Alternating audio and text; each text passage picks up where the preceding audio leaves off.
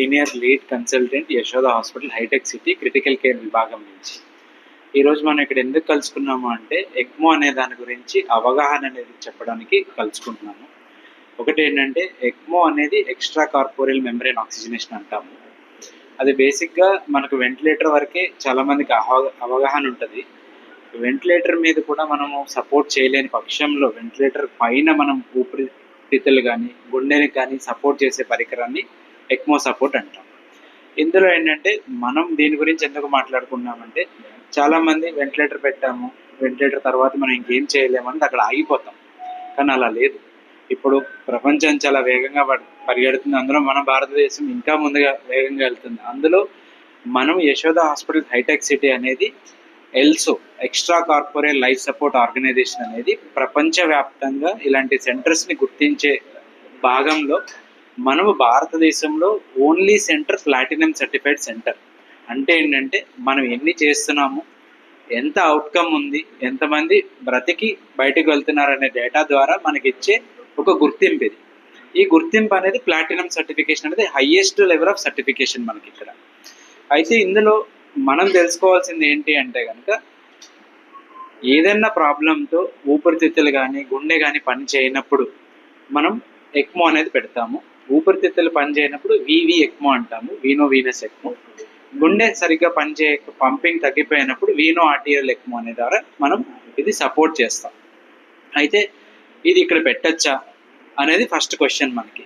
Yes, పెట్టచ్చు. మనం దానికి ఉదాహరణగా భీమవరంలో గడిచిన కొన్ని నెలల క్రితం ఒక పేషెంట్ మనకి హైదరాబాద్కి కాల్ చేశారు. ఇక్కడ చాలా క్రిటికల్గా ఉన్నారు, మనం ఇక్కడ సపోర్ట్ చేయలేకపోతున్నామంటే మనము దాదాపు హైదరాబాద్ నుంచి ఇక్కడ ఎయిర్ అంబులెన్స్ సేవల ద్వారా మనం విజయవాడ ల్యాండ్ అయ్యి అక్కడి నుంచి రాజమండ్రి ఇక్కడికి వచ్చి మనం భీమవరం వెళ్ళి భీమవరంలో మనము ఎక్మో ఇనిషియేషన్ అనేది అదే హాస్పిటల్లో చేసి మనం ఇక్కడి నుంచి రిట్రీవ్ చేసుకుని యశోద హాస్పిటల్ హైటెక్ సిటీకి తీసుకెళ్ళి అక్కడ మనం జాగ్రత్తగా మేనేజ్ చేయడం వల్ల ఈ పేషెంట్ని కాపాడగలిగాం. ఈరోజు ఆ పేషెంట్ తిరిగి మామూలు నార్మల్ వ్యక్తిగా జీవించగలుగుతున్నారంటే కేవలం ఈ సర్వీసెస్ అందుబాటులో ఉండడం కాబట్టి.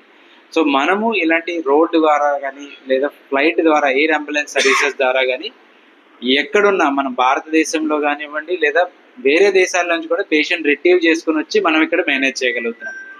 ఇదే భాగంగా ట్రాన్స్ప్లాంట్ క్రిటికల్ కేర్ సర్వీసెస్ అంటాం. అంటే ఏంటంటే అవయవ మార్పిడి, కిడ్నీ కానివ్వండి లివర్ కానివ్వండి, మనం మెయిన్గా ఇక్కడ మాట్లాడుకునేది ఊపిరితిత్తులు కానీ హార్ట్ కానీ మార్పిడి జరిగినప్పుడు ఇలాంటి ఎక్మో ప్రక్రియ ద్వారానే మనం చేస్తాం.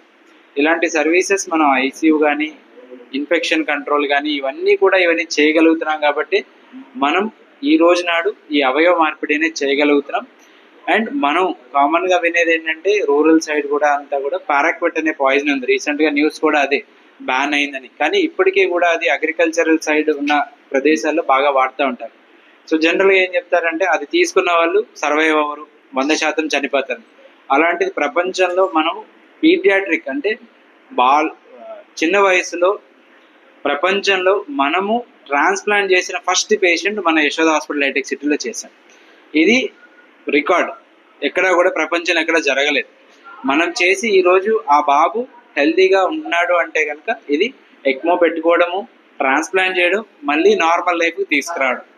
అలాంటిది ఇలాంటి సర్వీసెస్ మనం ఇవి ప్రొవైడ్ చేయగలుగుతున్నామంటే మనకున్న సపోర్ట్ కానివ్వండి, అవైలబిలిటీ కానివ్వండి, 24/7 మనం అవైలబుల్ ఉంటాము. అండ్ ఎప్పుడు అవసరమైనా కానీ మనం అక్కడికి వచ్చి ఇనిషియేట్ చేసి చేయగలుగుతున్నామంటే ఇవన్నీ కూడా మనం ఆ సిస్టమ్ డెవలప్ చేసుకున్నాం కాబట్టి చేయగలుగుతున్నాం.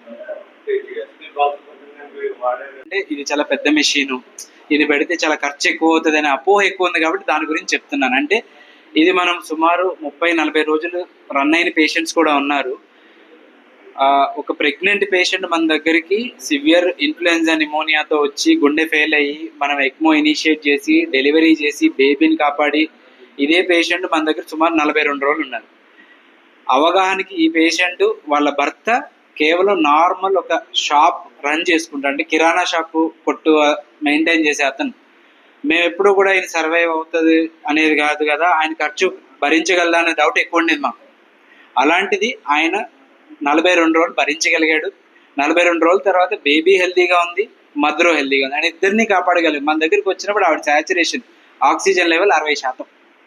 ఇలాంటి పేషెంట్ చాలా చోట్ల వేరే హాస్పిటల్ తీసుకెళ్ళిపోండి అమ్మా అని చెప్తారు. అలాంటిది మనం ఆ పేషెంట్ని సక్సెస్ఫుల్గా సర్జరీ చేసి బేబీకి బ్రెయిన్ డ్యామేజ్ కాకుండా ఆమె తర్వాత నడుచుకుంటే ఇంటికి వెళ్ళేలా మనం చేయగలిగామంటే ఈ కేవలం ఎక్మో అనేది అవసరం ఉంది కాబట్టి మనం చేయగలిగాం. తిరుపతిలో అమర హాస్పిటల్లో చేస్తున్నారు, వేరే సెంటర్స్ ఎక్కడా కూడా లేవండి, ఎక్కడా కూడా లేవు అన్ఫార్చునేట్గా. బట్ నేను ఇక్కడ వాడిని కాబట్టి, నా బేస్ రాజమండ్రి కాబట్టి, నా ఇక్కడ ఉన్న వాళ్ళకి మనం ఇది చేయగలగాలి.